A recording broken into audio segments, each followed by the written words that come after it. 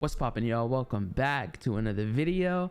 Let me get y'all right, man. Let me get y'all right for the new season. The new season comes out in a day or two, and I wanted to go over senses and what's good senses, my sense as well. Why do I use my sense, and basically show y'all like what's good in Apex, because I've been playing this game for 13 seasons. Like, what I'm saying? I do this shit like this is regular. So yeah, if you're new to Apex, great place to be. If you're an OG from Apex, you can still learn as well. Like, what I'm saying? Everybody's learning every day, and we can get through this shit. So let's hop right into it. Okay, so hopping straight into the settings, we're gonna go through gameplay, video, and audio, and controller, obviously the sense and stuff like that. But yeah, a lot of this stuff in gameplay is very minuscule. Like, it's just visual clutter that you don't need. So I'm not gonna go through explaining all of this, but I will explain some of this. Keep this on compact, keep this off. Keep this off. I keep it off because I don't like seeing this X right here. You see this X? When you hit somebody, you see how it turns red when you kill them, and it's white, it's always there. That's just visual clutter. You don't need that. When you're hitting somebody, keep that off. It'll be very clear for you to track your enemy and stuff like that. That's why I keep it off. I literally see everybody keep this on, and I don't know why. Like, the X is really not that big a deal, so I guess that's why nobody really turns it off or keeps it on, because like who gives a fuck, I guess, right? So I don't know. I keep it off. I suggest you keep it off. You should keep it off. Damage numbers on stacking, ping opacity on faded. Obviously, if it's on default, then it's more clear, the pings, and faded, it's going to be very transparent. Obituaries is the kill feed. You want to keep that on. Minimap rotation, you want to keep that off. Well, I keep it off. I don't really know what it does when it's on. I guess it rotates the minimap. I don't know. I don't pay attention to shit like that. You know what I'm saying? Weapon cycle auto on empty. Keep this off.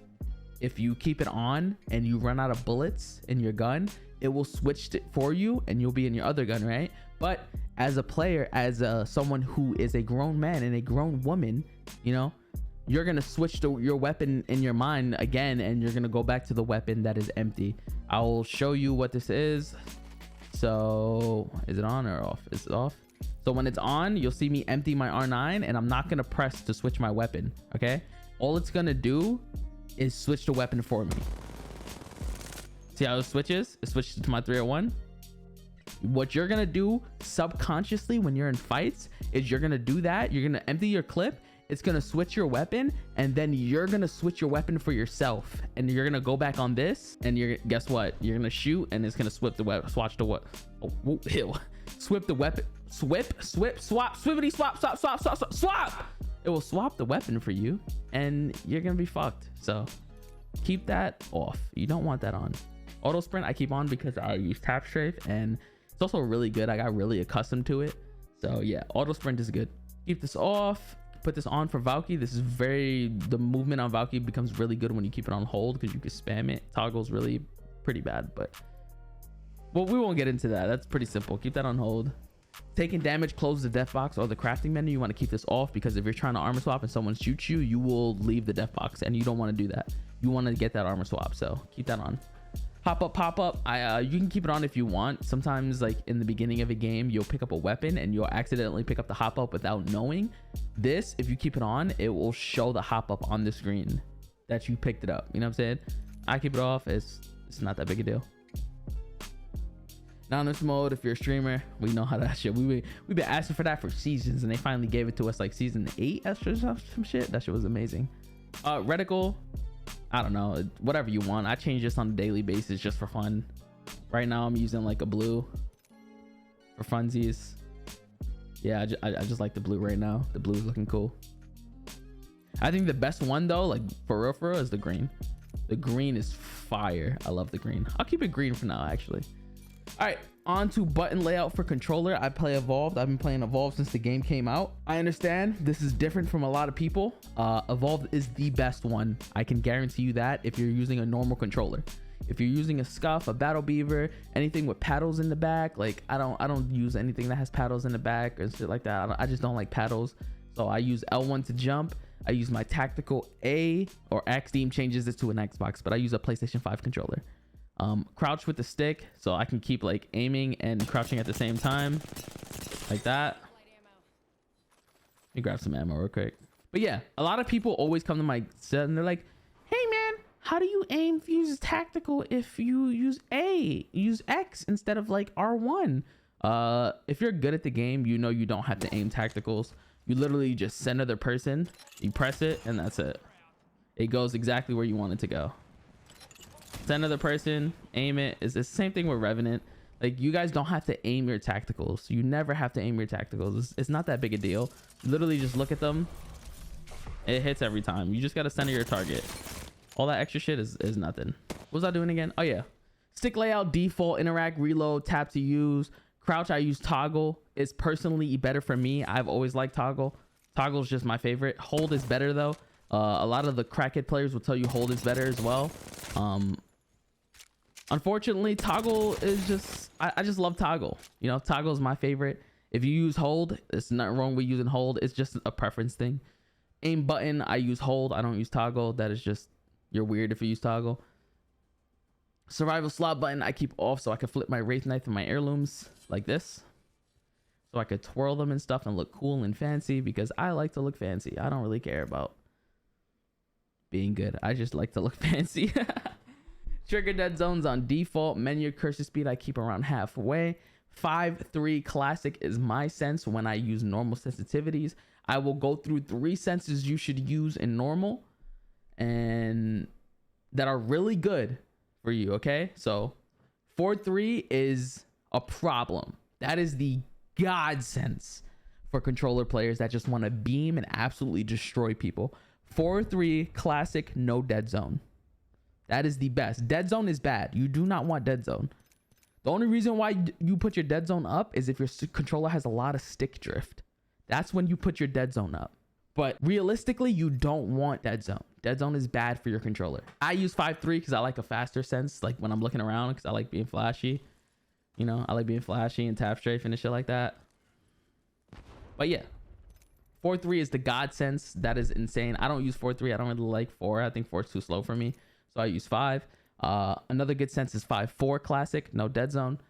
This is the highest I would, no, the highest I would go is 6-4 classic, no dead zone. If you want to be fast and still beam as well, learning 6-4 is really good as well. Me personally, I like to be more consistent with everything. So I like 5-3. This has always been my favorite sense and it will always be my favorite sense. But yeah, on classic, the highest I would go is 6-4 and the lowest I would go is 4-3. That's it. If we're moving over to linear, okay, the highest I would go is 5-4. And the lowest I would go again is 5-3. I mean 4-3 or even 5-3. But linear, I would rather use a slower sense because linear is very twitchy. And as you can see, when you put linear on, you have stick drift. You see that stick drift? It's pretty bad. So I like to get rid of that by putting a small dead zone. Linear is really good for like if you're bad at controlling your recoil. On classic, linear is really easy for you to control your recoil. But again, it's very twitchy and it's not as easy to learn as classic. So like, unless you're playing this game 12 to, 16 hours a day, like, and you're a gamer, I highly suggest you don't use that and you just use classic. Movement dead zone is small. You don't want that on large. Like I said, any dead zone is bad. You don't want dead zone. Inverted look off, vibration off. ALCs, we're going to go through ALCs and we're going to, I'm going to give you a couple good settings or senses, I should say, that I love to use on ALCs. Yeah, ALCs are really good, but unless you play this game a lot and you're a crackhead and you play this game every day and boom, boom, I highly suggest not using ALCs and just using normal settings. But if you're a crackhead and you want to get better and your goal is to keep improving and finding the right settings, I will explain all this to you and I will give you a couple good settings that are really good. Dead zone, we know dead zone. You don't want dead zone. You want to use the lowest amount of dead zone possible so you can have full control over your aim. Response curve, 0 is linear, 10 is classic. This is the highest I would go and the lowest I would go is linear. If you a crackhead, use linear. However, when you use linear, you get that, see that stick drift? It's because I ain't got no dead zone on that hoe. Mink, a little bit of dead zone, but that's good. Oh, actually, yeah, it's only a little bit of dead zone, but it's very controllable. You see, it's very controllable. I don't use linear. I'm pretty bad at linear, but I mean, I can still control my aim a little bit. So yeah, 3% dead zone's the most I would go with linear. If I'm playing classic, obviously I already told y'all no dead zone is the way to go because it's already stiff as it is. So having that dead zone is literally just gonna make your aim worse. I'm gonna go into some settings I like to use now. I like to use 9 and no dead zone. Maybe like something like 135, 90. This will probably be my favorite sense for 9 response curve. I like to use 7 response curve with 3% dead zone, 400, 300, and anything between 115 and 135, and 80 and 100. I like to play around with this a lot. So you'll see me like drop down to 115 and 90, maybe 80. Then I'll go up to 125, 90. Then I'll go up to 100, 135. You know what I'm saying? Like I like playing around with it, but like those are really good settings as well. I also like 3 with 3% dead zone. It feels like a laser beam. You don't really have to pull down on your controller too much, and you know you're able to control it really well. But it's a lot harder. Like I said, the lower the response curve it is, the harder the gaming is going to be for you. You know, the less consistent you're going to be. Classic is really good for consistency and being, you know, consistent with your aim. So 10% dead zone will probably be the best for you if you're a casual gamer or somebody who's just looking to fry and not really take the game too serious. You're just trying to have fun, fry people, and, you know, go on about your day. So yeah, those are my all controller settings. I didn't really show you. I showed you my settings, and then I showed you a bunch of settings that are really good for controller. So hopefully you guys experiment with that, because copying someone's settings isn't gonna make you good at this game. That's that, you know what I'm saying? It's not gonna make you good at this game. What's gonna make you good at this game is sitting there playing, experiencing, and going through, you know, trials and tribulations of the game. That's just how it goes. You learn from experience and everything in life. So yeah, but there are some good senses out there that will probably help you guys out, and I'm glad I was able to go over them with you today. Video, we'll go through video real quick. Full screen is probably what you should keep it on. 16.9 is native. If you switch this, it will be stretch res, which I don't really use. My resolution is 1440 because that is my monitor. It matches my monitor. That's just what it is. My brightness is at 60. My field of view is high. Field of view, you want to keep that off. Sprint view sync, you want that minimal. VSync, you want this off.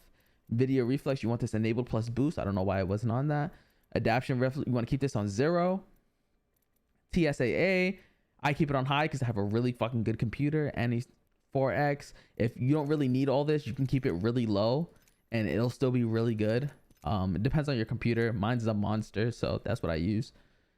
Disabled, low, disabled. All this is literally just, you know, visual effects that you don't really need, like sun shadows and spot shadows and lighting and shit like that. You don't really need that. Model detail I keep on high because I like my game to look really well, really good. Effects details on low. Impacts marks on high so I can see my bullets. So like, hold on, how do I discard? So when I shoot at the ground, you see how I see the bullets. If I put this disabled, you don't see those no more. So you want to, that's why I keep it on. I like to see the bullets. It's not that big a deal. It doesn't do much to my CPU or whatever. I have a really good computer, so it's not that big a deal. Ragdolls is basically people, when you kill them, their body's on the ground. Audio, I usually keep my master volume around 70. Sound effects 66, dialogue 16. If you want it, you can keep it. Sound and background, that's when you tab out of your game, you can still hear what's going on in the game. I keep that on. Everything else is all for me. So yeah, those are my settings. Okay, well, to go over well, let me close this out in the background. Where is it? Okay, to go over tap strafing, we have to do certain things go first. You have to get controller layout here. A lot of the times when you plug your controller in, this isn't going to pop up. So what you have to do is you got to go to properties right there. You have to drop down to controller. You have to enable Steam input. You have to go to controller general settings, and you have to turn this on, and this on. Okay. And then you back out, and then this will pop up, right? So you click on that. Let me reset all this so it can be easier for you guys to understand. How do I reset this shit again?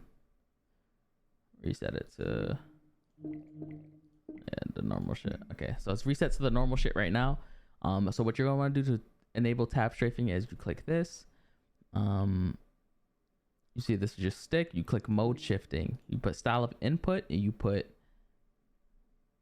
directional pad, I believe. Yeah, you put directional pad.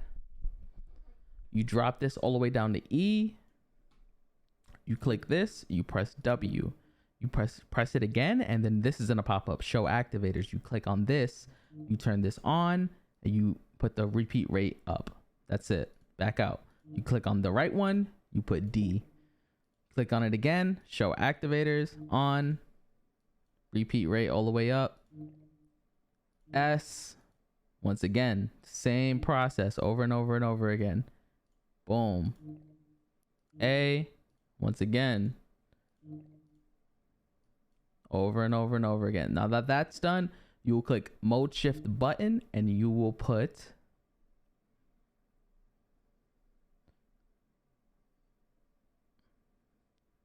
joystick click. So whenever you press L3, it will activate this and you'll be able to tap strafe. So, and you put this on too as well.